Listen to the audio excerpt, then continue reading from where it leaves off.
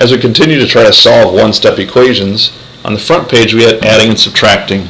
On this back section we're going to have multiplying and dividing. So here we have a problem, 5 times x equals negative 30.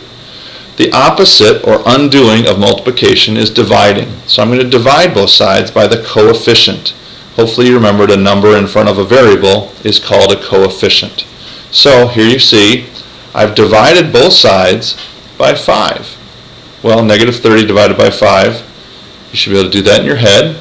Negative 6 and 5x divided by 5, the 5's cancel, and so you have x equals negative 6. So let's check this. Notice I replaced the x with the parentheses and stuck in my minus 6, and 5 times negative 6 does equal negative 30, and so it checks. Moving over here to the right, we still have a multiplication problem, but now it's a fraction. Hopefully you remember, to remove a fraction, you're going to multiply both sides by the reciprocal. So why don't you put a little note there? Multiply by the reciprocal. Remember, notes are notes to yourself, not notes for other people. So here I multiplied both sides by 2/3. I also noted that I've changed the 8 to 8 over 1. So I have a fraction times a fraction instead of a fraction times a whole number. Well, let's simplify.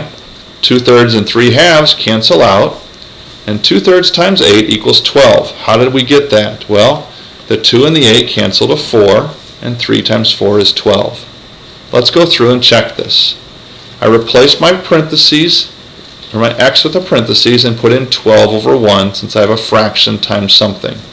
The 3 and the 12 cancel to 4, and 2 times 4 is 8. So it checks, and 12 is our answer. Let's look at our example number 3. Now we have p over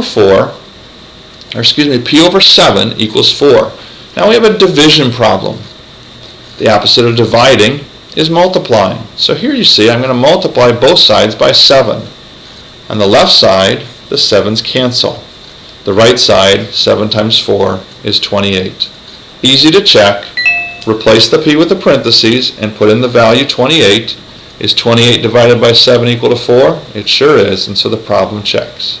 So here we have some examples on this page of multiplying and dividing as we work through problems. Remember, our 3 different varieties: dividing by the same number, multiplying by a reciprocal, or dividing by the same number. Our homework tonight is we're going to be starting the work on section 2.1, 1 through 49, EOO.